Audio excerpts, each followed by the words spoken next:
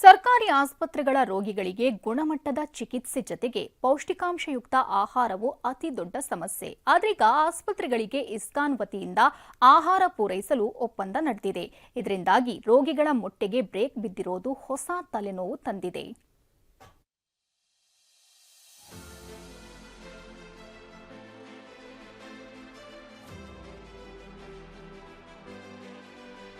ಸರ್ಕಾರಿ ಆಸ್ಪತ್ರೆ ರೋಗಿಗಳ ಮೊಟ್ಟೆ ಭಾಗ್ಯಕ್ಕೆ ಬ್ರೇಕ್.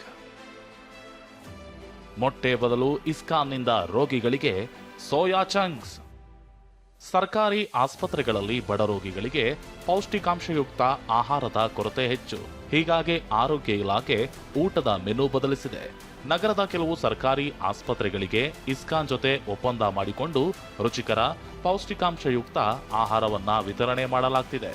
ಆದರೆ ಇಸ್ಕಾನ್ನಿಂದ ಪೂರೈಸುತ್ತಿರುವ ಊಟದಲ್ಲಿ ಮೊಟ್ಟೆಗೆ ಬ್ರೇಕ್ ಬಿದ್ದಿದ್ದು ಹೊಸ ಗೊಂದಲಕ್ಕೆ ಕಾರಣವಾಗಿದೆ.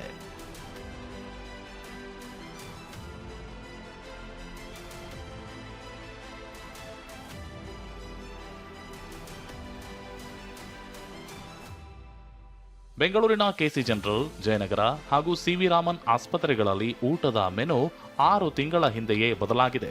ಇದನ್ನೇ ರಾಜ್ಯದ ಮತ್ತಷ್ಟು ಆಸ್ಪತ್ರೆಗಳಿಗೆ ವಿಸ್ತರಿಸಲು ಆರೋಗ್ಯ ಇಲಾಖೆ ಮುಂದಾಗಿದೆ.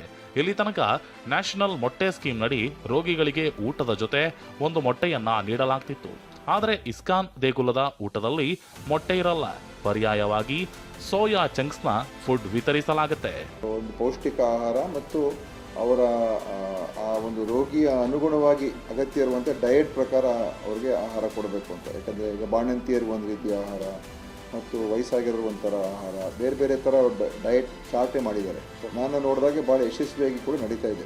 ಎಲ್ಲ 3 ಆಸ್ಪತ್ರೆಯಲ್ಲೂ ಕೂಡ ನಮಗೆ ಒಳ್ಳೆಯ ವರದಿ ಬಂದಿದೆ. ಈ ಆಹಾರದ ಬಗ್ಗೆ ಜನಾಭಿಪ್ರಾಯ ಭಾಳ ಚೆನ್ನಾಗಿದೆ. ರೋಗಿಗಳು ಕೂಡ ಅದಕ್ಕೆ ಭಾಳ ಖುಷಿ ಪಡ್ತಾ ಇದ್ದಾರೆ ಮತ್ತು ಅದರಿಂದ ಭಾಳ ಅನುಕೂಲ ಆಗಿದೆ ಅಂತ ನನಗಿರುವಂಥ ಮಾಹಿತಿ. ಆದರೆ ಮೊಟ್ಟೆ ಬದಲು ಸೋಯಾ ಚಂಕ್ಸ್ ನೀಡ್ತಿರೋದು ಕೆಲ ರೋಗಿಗಳಿಗೆ ಇಷ್ಟವಾಗ್ತಿಲ್ಲ. ಮೊಟ್ಟೆ ವಿಚಾರದಲ್ಲಿ ಮೊಟ್ಟೆ ಕೊಟ್ಟಿದ್ರೆ ಬೆಸ್ಟ್ ಇತ್ತು ಸರ್. ಯಾಕೆಂದರೆ ಅದು ಪ್ರೋಟೀನ್ ಇರುತ್ತೆ. ಈಗ ನಾವು ಮನೆಯಿಂದ ತರೋಕ್ಕಾಗಲಿಲ್ಲ, ಇಲ್ಲೇ ಊಟ ಕೊಡ್ತಾರೆ ಚೆನ್ನಾಗಿ, ಎಲ್ಲ ಹೆಲ್ದಿ ಕೊಟ್ಟ ಮೇಲೆ ಮೊಟ್ಟೆನೂ ಕೊಟ್ಟಿದ್ರೆ ಚೆನ್ನಾಗಿರೋದು.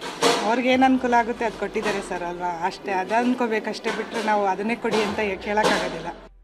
ಸದ್ಯ ಮೊಟ್ಟೆ ವಿತರಣೆ ಬಗ್ಗೆ ಆಸ್ಪತ್ರೆಗಳು ಗೊಂದಲಕ್ಕೆ ಸಿಲುಕಿವೆ. ಮೆನುವಿನಲ್ಲಿ ಮೊಟ್ಟೆ ಇಲ್ಲದಿರೋದ್ರಿಂದ ಸೋಯಾ ಚಂಕ್ಸ್ ಅನ್ನೇ ನೀಡುತ್ತಿದ್ದಾರೆ. ಅಷ್ಟಕ್ಕೂ ಇಸ್ಕಾನ್ನಿಂದ ಕೊಡುವ ಊಟದಲ್ಲಿ ಏನೇನಿರುತ್ತೆ ಅಂತ ನೋಡಿದ್ರೆ, ಇಸ್ಕಾನ್ ಮೆನುವಿನಲ್ಲಿ ಬೆಳಗ್ಗೆ ಚಿತ್ರಾನ್ನ, ರೋಟಿ, ಉಪ್ಪಿಟ್ಟು, ಪೌಷ್ಟಿಕ ಕಾಳುಗಳು ಹಾಗೂ ಇನ್ನಿತರ ಪದಾರ್ಥಗಳಿರಲಿವೆ. ಮಧ್ಯಾಹ್ನ ಮತ್ತು ರಾತ್ರಿಯ ಊಟಕ್ಕೆ ಮುದ್ದೆ, ಸೋಯಾ ಚಂಕ್ಸ್, ಹಾಲು, ಹಣ್ಣುಗಳು, ಹಣ್ಣಿನ ಜ್ಯೂಸ್, ಪಲ್ಯ, ಪಾಯಸ, ಸಾಂಬಾರ್, ಸಾಗು, ರೋಟಿ, ಚಪಾತಿ ಹೀಗೆ ಹಲವಾರು ಐಟಂಗಳನ್ನ ಇಸ್ಕಾನ್ ವತಿಯಿಂದ ನೀಡಲಾಗುತ್ತೆ. ಇನ್ನು ಯಾವ್ಯಾವ ರೋಗಿಗಳ ಊಟಕ್ಕೆ ಸರ್ಕಾರ ಎಷ್ಟೆಷ್ಟು ಹಣ ಕೊಡಲಿದೆ ಅಂತ ನೋಡಿದ್ರೆ, ಸಾಮಾನ್ಯ ರೋಗಿಗಳ ಊಟಕ್ಕೆ ಸರ್ಕಾರ ದಿನಕ್ಕೆ 183 ರೂಪಾಯಿ ಹಣ ನೀಡಲಿದೆ. ಇನ್ನು ದೀರ್ಘಕಾಲಿಕ ಚಿಕಿತ್ಸೆ ಪಡೆಯೋರ ಆಹಾರಕ್ಕೆ ನಿತ್ಯ 210 ರೂಪಾಯಿಯನ್ನ ಭರಿಸಲಿದೆ. ಗರ್ಭಿಣಿ, ಬಾಣಂತಿಯರ ಊಟಕ್ಕೆ 225 ರೂಪಾಯಿ ನೀಡಲಿದೆ.